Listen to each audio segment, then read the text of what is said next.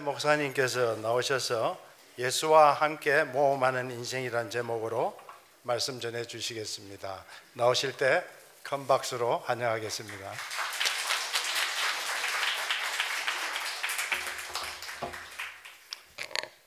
너무 반갑습니다. 아까 목사님 광고, 저기 진짜 반가우신 분이 있네요. 감사합니다. 제가 아주 친숙한 이 또감사 교회에 친숙하다고 말씀하셨는데, 제가 미국에서 제 홈 처치가 있다면 이 또감사 교회입니다. 그래서 너무 반갑고요. 오늘 특별히 예배를 드리면서 이 순서마다 너무 정성스럽게 준비도 하시고 예배를 드려서 저에게도 너무 큰 은혜가 됐습니다. 잠깐 기도하고 말씀 전하겠습니다. 하나님, 우리가 너무 부족한 죄인인데 오늘 찬양처럼 우리를 보고 기뻐하시고 우리 때문에 예수님의 그 희생을 통해서 우리를 구원하시는 그 하나님을 기억합니다. 전능하신 하나님께서 죽을 수밖에 없는 그러한 저희를 구원해 주시고 하나님의 자녀 삼아 주셔서 감사합니다. 하나님, 이 시간에 저희들이 하나님 앞에 예배드리며 또 이제 말씀 앞에 나아갑니다. 주께서 성령으로 저희들에게 말씀해 주시고 오늘 장로님, 우리 집사님 기도하신 것처럼 정말 우리 인생의 해답을 찾는 그러한 귀한 말씀 되게 하여 주시옵소서. 예수님 이름으로 기도합니다. 여러분과 오늘 예수님과 함께 모험하는 인생이라는 제목을 가지고 믿음과 두려움에 대해서 말씀을 나누고 싶습니다. 미국의 존 올버그라는 목사님, 유명한 분이 계신데요. 그분이 이런 책을 썼는데요. 제목이 If you want to walk on water, you've got to get out of the boat 라는 아주 좋은 책인데요. 한번 따라해 보시겠어요? If you want to walk on water, you've got to get out of the boat.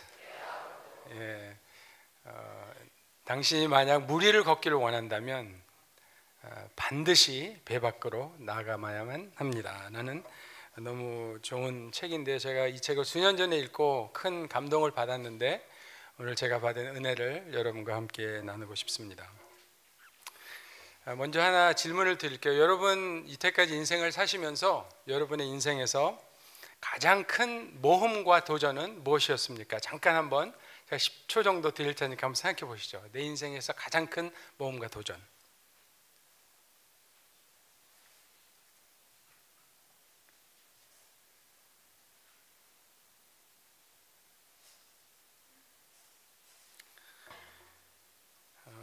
그때를 떠올리시면 좀 심장이 막 두근거렸나요? 한번 그때를 한번 이 감정을, 막 손에 땀이 나고 혹시 나 못하겠어, 포기하고 싶은 그런 생각이 드셨나요? 제 인생의 가장 큰 그런 모험 중에 하나는 15살 때 미국으로 이민 온 겁니다. 아직도 기억이 생생한 게요. 제가 금요일 날인가 왔는데 월요일 날 바로 학교를 갔어요. 근데 갔는데 다 백인들이 내 앞에 있는데 굉장히 긴장했습니다. 그래서 내가 이걸 할 수 있을까? 되게 두려움에 그렇게 좀 많이 떨었던 그런 기억이 납니다. 여러분들도 아마 뭐 이민을 오셨든지 유학을 오셨든지 미국 오셔서 처음에 특별히 또 이민 생활을 하시면서 여러분 나름대로 모험했던, 도전했던 스토리들이 아마 다 있으실 거라고 생각이 듭니다. 오늘 본문에 보면 베드로가 일생에 평생 잊지 못할 그런 큰 모험과 도전을 한 스토리가 오늘 본문에 나와 있습니다. 예수님께서 제자들을 보내셨죠. 그리고 제자들이 배를 타고 한밤에 보니까 육지 멀어졌다고 그랬는데, 어떤 다른 그 번역은 바다 한가운데 있는데 그 밤이에요. 캄캄한데 거기에 큰 풍랑이 일었다고 기록합니다.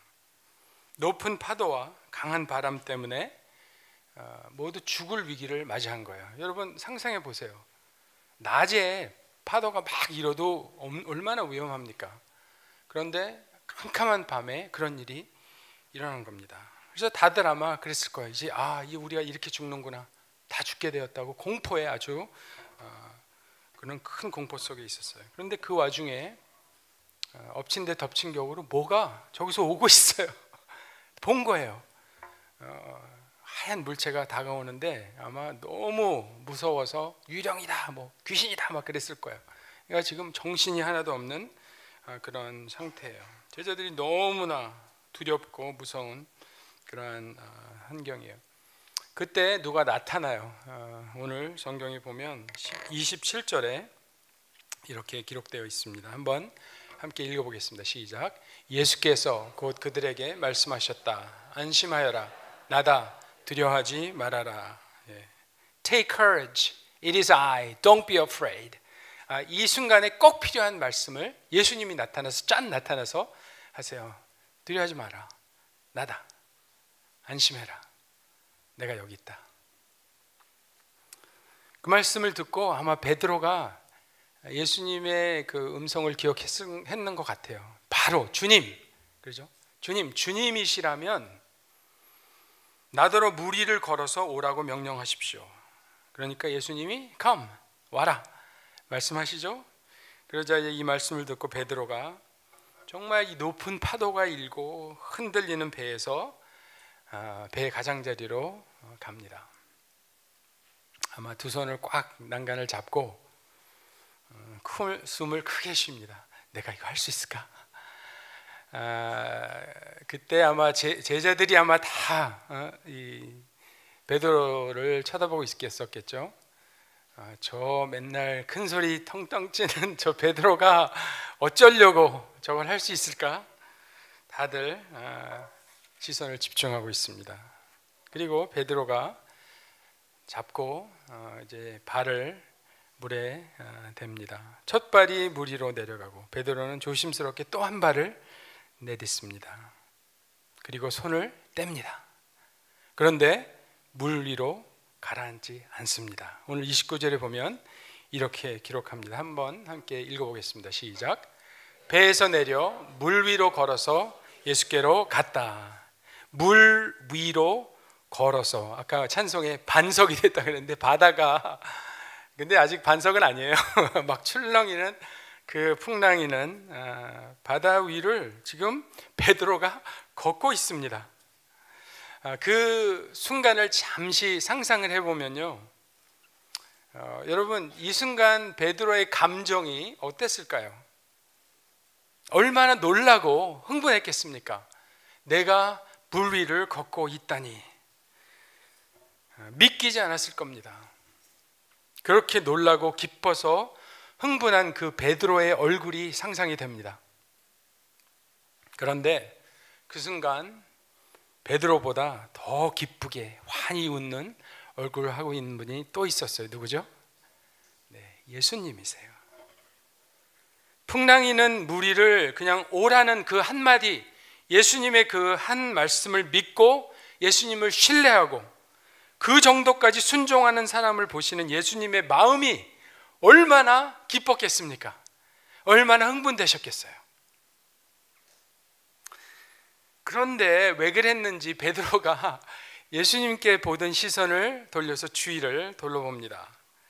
30절에 이렇게 기록합니다. 한번 읽어보겠습니다. 시작. 그러나 베드로는 거센 바람이 불어오는 것을 보고 무서움에 사로잡혀서 물에 빠져 들어가게 되었다. 그때 그는 주님 살려주십시오 하고 외쳤다. 흥분되고 기쁜 감정이 어떻게 변했죠? 여기 보니까 무서움에 사로잡혀서, 정말 무섭고 두려웠을 거예요. 바다로 빠지고 있는 거죠. 그렇게 그의 믿음도 빠지고 결국 베드로도 물속에 빠집니다. 저는 여기서 중요한 질문을 하나 드리고 싶습니다. 이런 질문입니다. 베드로는 실패했나요? 하는 질문이에요. 이 이야기는 베드로가 실패한 이야기입니까? 어떻게 생각하세요? 맞습니다. 베드로는 실패했습니다. 그의 믿음이 부족했습니다. 예수님에게서 눈을 뗐습니다. 무서워하면서 베드로는 물에 빠졌습니다. 베드로는 실패했습니다. 했습니다. 그런데 이 본문에 대해서 이 오트버그 목사님이 이런 통찰 있는 질문을 합니다.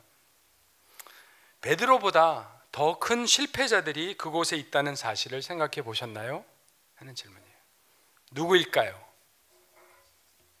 네, 그들은 바로 배 안에 그냥 앉아 있었던 11명의 제자들입니다. 왜 그들이 더 큰 실패자입니까? 베드로는 실패했지만 그는 무리를 걸었습니다. 하지만 11명의 제자들은 실패조차 하지 않았습니다. 왜냐하면 시도도 안 했기 때문입니다. 그들은요, 조용한 실패, 아무도 알아채지 못한 실패, 그냥 안전한 자리에 머물렀던 실패를 했습니다. 배 안에 남아있는 것이 더 큰 실패라는 겁니다. 그런데 베드로는 모든 사람들이 다 보는 앞에서 공적인 실패를 했습니다. 그 실패를 통해 수치와 망신을 당했습니다. 정말 창피한 일입니다. 애들 말로 쪽팔리는 일이에요. 그런데 여러분, 베드로만 배 안에 있었던 11명의 제자들이 경험하지 못한 것을 경험한 것이 두 가지 있습니다. 첫째는 베드로만 무리를 걷는 영광이 어떤지를 경험했어요. 인간이 할 수 있는 최상의 경험이겠죠. 그렇죠? 물 위를 걸은 거예요. 베드로는 아마 그 물 위를 예수님과 걸었던 그 경험, 그 순간들을 무덤에 들어갈 때까지 평생 잊지 못하고 기억했을 것입니다. 그러나 그것보다 더 잊지 못할 또 하나의 경험은요, 베드로가 물에 빠질 때, 베드로가 그 실패하는 그 순간에 예수님께서 베드로의 손을 잡고 일으켜 주시고 건져 주신 것입니다. 예수님의 능력을 체험한 것입니다.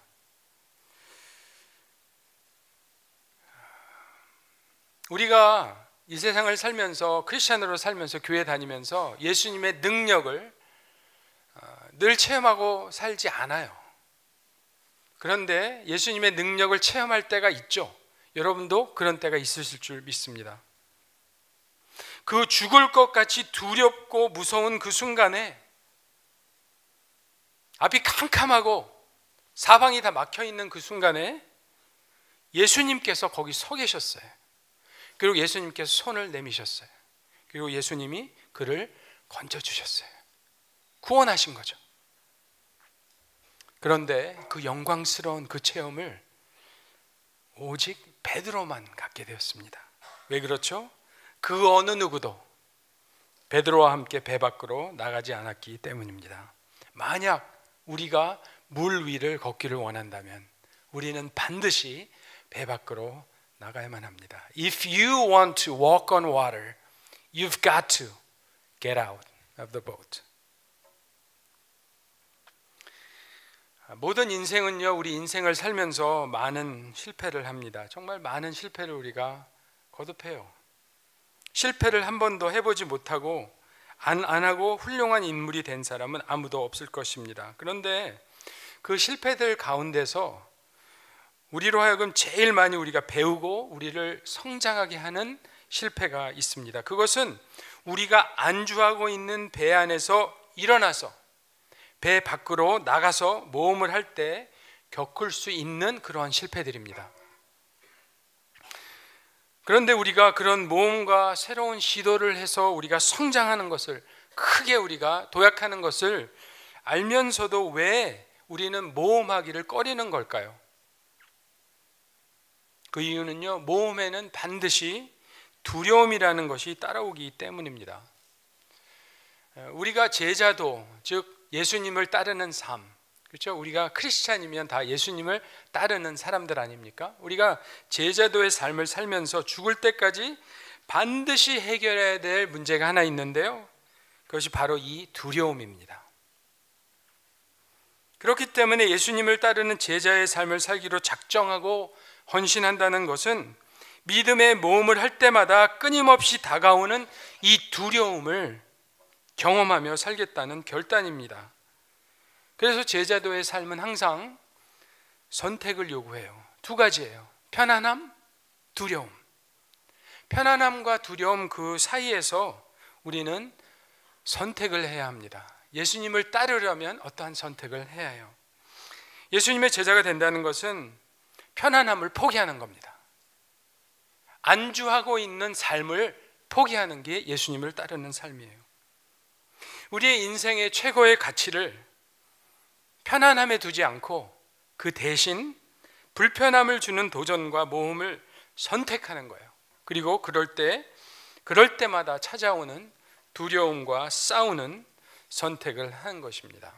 그런데요, 그게 절대로 쉽지 않습니다. 왜냐하면 우리는 너무나 편안함을 추구하는 그러한 세상에, 그러한 문화에 살기 때문에요. 여러분, 미국에서 제일 잘 팔리는 가구 이름이 뭔지 아십니까? 레이지 보이래요. 레이지 보이, 레이지, 느긋하고 나태하고 그냥 레이지한, 리스키 보이가 아니에요. 막 모험하고 대담하고 위험한 그런 보이가 아니고, 워킹 보이도 아니에요. 막 대단히 열심히 하는 그런 보이도 아니고, 뭐예요? 레이지 보이. 여러분들 편안한 거 좋아하시죠? 안 그런 것처럼 쳐다보지 마시고, 저도 굉장히 좋아합니다. 우리는 다 편안한 거 좋아해요. 편안해요. 편안한 게. 그래서 어떤 분이 그래요. 이 편안함이 이 시대의 우상이 됐다, 그런 분도 있어요. comfort. 미국에선 특별히 더 그런 것 같아요. 리클라이너, 뭐 비행기를 타도 쫙 누워서 가는 그런 걸 원해요.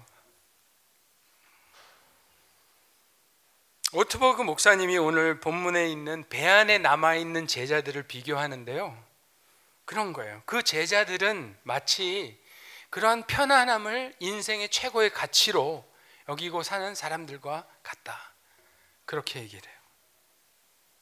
그렇게 편안하고 안주하는 삶을 추구하는 그러한 인생, 그런 인생이 아닌가.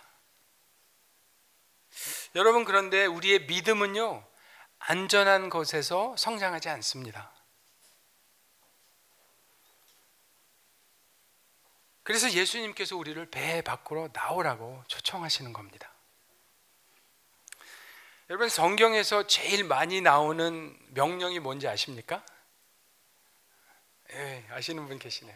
두려워하지 말아라, 그 명령이래요.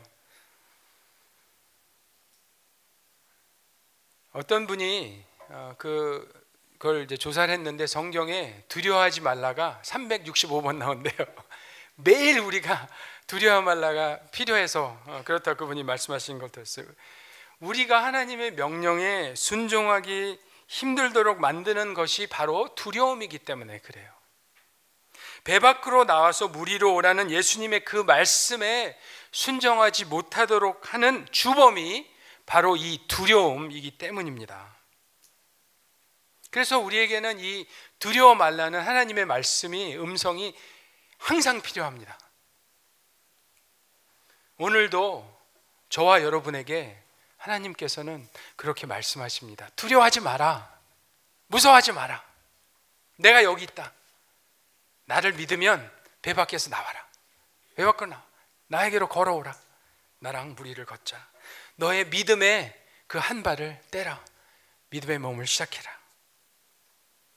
여러분, 우리가 그런 예수님을 믿고 배 밖으로 나가는 첫 발을 내딜 때 기적의 역사가 일어납니다. 하나님은 믿음으로 나아갈 때 기적을 베푸십니다. 그 하나님의 기적은 배 안에 있는 사람들에게가 아니라 배 밖으로 나가는 사람들에게 일어납니다.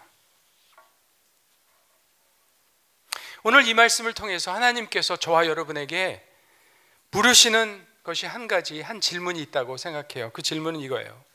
내가 오늘 뛰어내려야 할 배, 예수님과 함께 걸어갈 그 물 위는 어디냐 하는 질문입니다. 내가 오늘 뛰어내려야 할 배와 예수님과 함께 걸어야 할 그 물 위는 어디냐.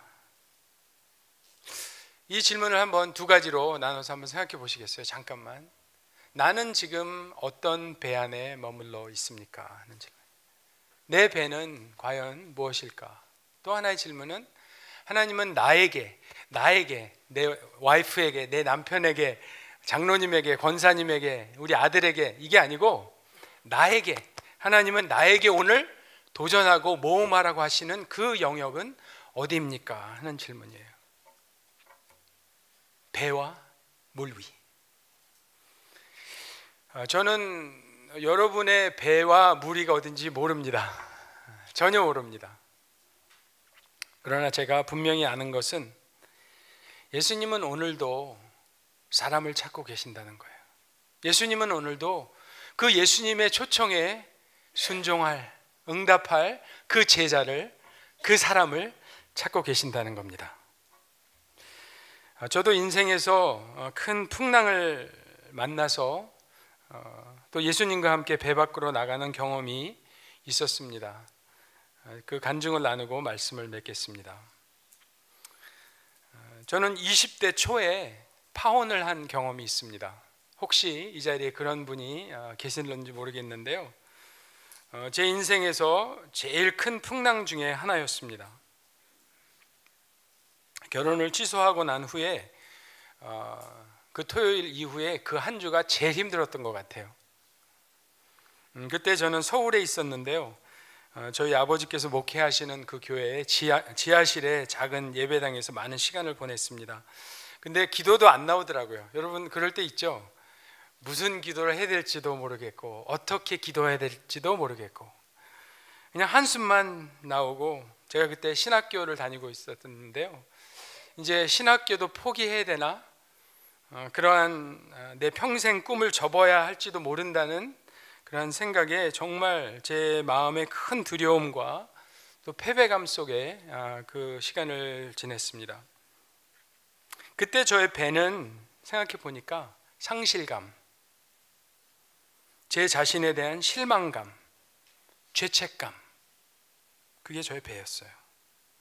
그냥 그 배 안에 갇혀서 그냥 두려움 속에서 그냥 끝낼 수도 있는 그런 상황이었어요. 포기하고 싶은. 그때 예수님께서 내 삶의 그 풍랑이는 바다에 나타나셨어요. 2번씩이나 확실히 그 배에서 물 위로 나오라고 저에게 말씀하셨습니다. 첫 번째 사건은 서울의 그 교회 지하실에서 일어났습니다.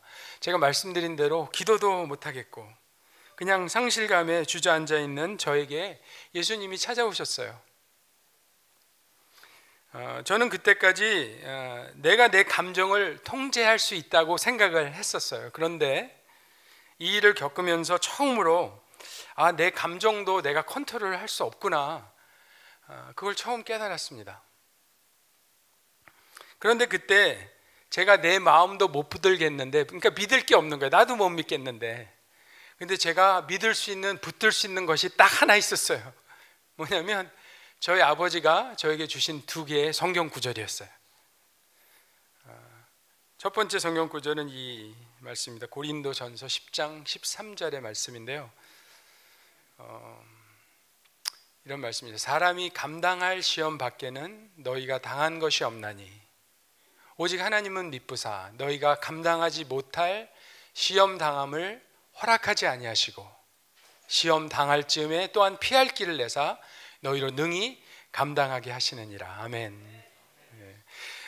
우리가 감당하지 못할 시험을 주시지 않는데요. 그리고 우리에게 시험을 주시면 우리가 믿음이 있으니까 그 시험을 주신대요. 그리고 그 어려움에서 피할 길을 내셔서 우리가 능히 감당하게 하신대요. 할렐루야. 그게 첫 말씀이고, 2번째는 빌립보서 4장 6절과 7절의 말씀인데요. 이 말씀은 여러분들 너무 많이 아시죠? 제 최애 성경 구절 중에 하나가 됐습니다. 아무것도 염려하지 말고. 이게 힘들어요, 그죠? 아무것도 어떻게 염려를 안 해요. 인생을 살면서. 그리고 그때 저는 염려할 게 너무 많아요. 그런데 말씀에 아무것도 하면은 nothing, be anxious about nothing 거예요. 아무것도 염려하지 말고 뭘 해요? 다만 모든 일에 기도와 간구로 너희 구할 것을 감사함으로. 또 꼭 감사하래요. 그 어려운데 감사함으로 하나님께 아뢰라. 이게 우리가 할 일이에요. 그러면 그 다음 절에 그리하면 모든 지각에 뛰어난 하나님의 뭐요? 평강이 그리스도 예수 안에서 너희 마음과 생각을 지키시리라. 아멘. 제가요 그때 제 마음과 제 생각도 내가 컨트롤할 수가 없어요. 그런데 내 마음과 생각을 뭐가 지킨다고요? 하나님의 평강이, 지각에 뛰어난 하나님의 평강이 내 마음과 내 생각을 어떻게 해주신다고요? 지켜주시겠대요. 그 두 말씀이요, 저에게는 얼마나 큰 힘이 되었는지 모릅니다. 그때 그냥 레마라고 그러죠. 하나님의 말씀이 그냥 막 살아서 내 마음에 그냥 확 저를 사로잡았어요. 그때 제가 필요한 것은 돈이 아니에요. 명예도 필요 없어요. 힘도 필요 없어요. 그때 뭐가 필요해요? 평강이 필요해요. 평강. 하나님의 평강이. 그때요 그 지하실에 피아노가 한 대 있었는데 제가 그 피아노에 앉아서 혼자서 딱 다른 찬양은 생각도 안 나고 한 가지 찬송이 생각이 나는데 그 찬송을 제가 치고 수없이 눈물로 부른 찬송이 있는데요, 주의 인자는 끝이 없고라는 찬송입니다. 여러분 아시나요? 이런 찬송이에요. 주의 인자는 끝이 없고 주의 자비는 무궁하며 아침마다 새롭고 늘 새로우니 주의 성실이 큼이라. 성실하신 주님. 아멘. 그 찬송이 얼마나 저에게 가스펠, 좋은 소식이었는지 몰라요. 무궁한 하나님의 그 인자하심과 그 자비하심이 아침마다 새롭게 너에게 올 것이다.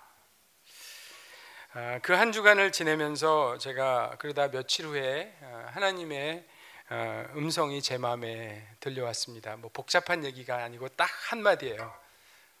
모세야 괜찮아. It's okay. It's okay, Moses. 그 말씀을 듣고 제 마음에 하나님이 이렇게 말씀하셨어요. 내가 너를 여전히 사랑해. 다시 신학교 돌아가. 너가 관둬야 되면 내가 그때 얘기해 줄게. 그러니까 빨리 그 자리에서 일어나서 빨리 돌아가. 풍랑 속에서 두려워하는 베드로에게 예수님께서 배에서 나와라, 나에게로 오라고 말씀하셨던 것처럼 주님께서 저를 부르고 계셨습니다. 그래서 그날 이후로 저는 용기를 내서 다시 신학교로 돌아갔습니다. 두 번째 사건은 그때 거기서 일어났습니다. 미국으로 돌아간 후에도 여전히 제 안에는 다 해결되지 않은 것들이 남아 있었어요. 가장 힘들었던 것은 저를 향한 정죄함이었습니다. 계속 제 마음에 저를 참소하고 정죄하고 죄책감을 주고 절망감을 주는 소리가 계속 저를 힘들게 했습니다. 아마 지금 생각해 보면 그 정죄함이 제 배였던 것 같아요. 그래서 그냥 거기에 정말 또 힘을 다 잃고 주절주절하고 그러고 있었던 거예요. 그러던 어느 날 밤에 제가 차를 타고 가던 중이었는데 갑자기 이런 생각이 스쳤습니다. 이 모든 정죄함은 하나님께서 주시는 게 아니다. 이미 다 철저히 회개하고 하나님의 용서를 구했는데 나를 정죄하는 것은 사탄이 하는 일이다. 그 생각이 싹 스치는 거예요. 그래서 제가 바로 차를 옆에 댔어요. 그리고 정말 눈물로 간절히 기도를 했습니다. 무슨 기도했는지 생각이 안 나지만 도와주세요. 그런 기도했어요. 하나님 날 좀 제발 도와주세요. 해결해 주세요. 그리고 기적 같은 일이 일어났습니다. 제가 집에 가서 자고 그 다음날 아침에 눈을 떴는데 제 마음속을 짓누르던 큰 돌덩이가 쑥 빠져나간 것 같아요. 마음이 그냥 깃털같이 가벼워졌어요.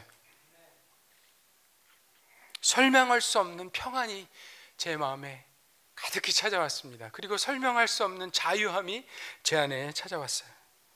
그래서 그날 이후로 저는 다시 일어설 수 있었고 신학교도 마치고 지난 30여 년간 이렇게 목회하고 사역할 수 있었습니다. 할렐루야.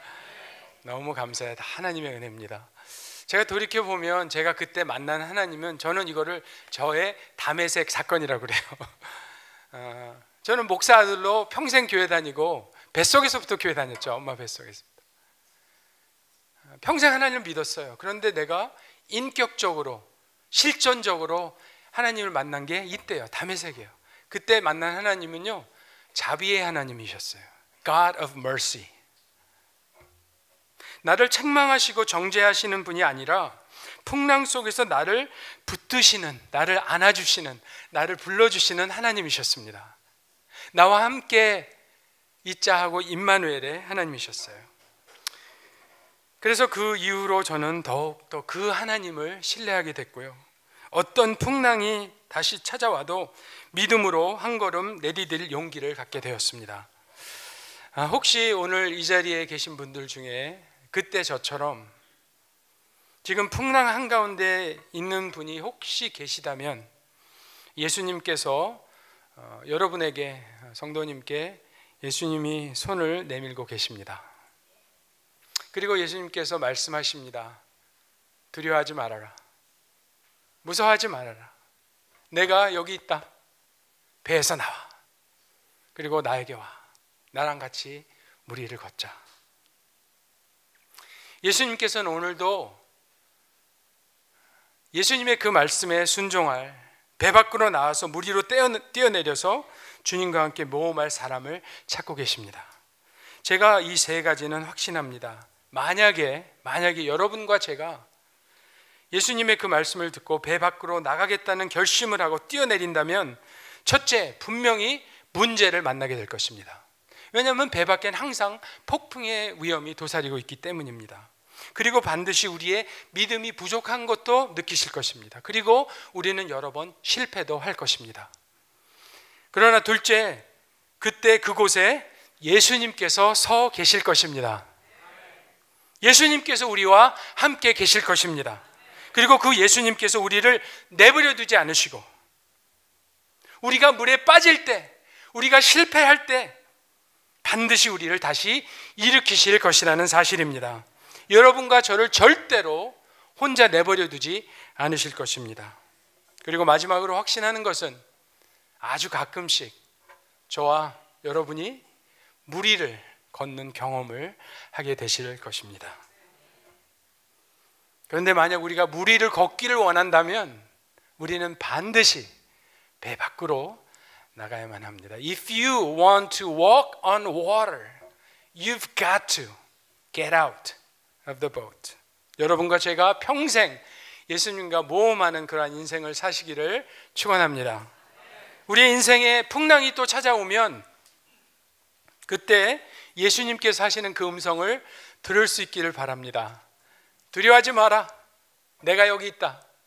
배에서 나와라. 나랑 같이 걷자. 그래서 여러분과 제가 다 물 위를 걷는 기적을 체험하는, 예수님과 모험하는 예수님의 제자 되시기를 주님의 이름으로 축원합니다. 아멘. 네, 같이 한번 기도하겠습니다.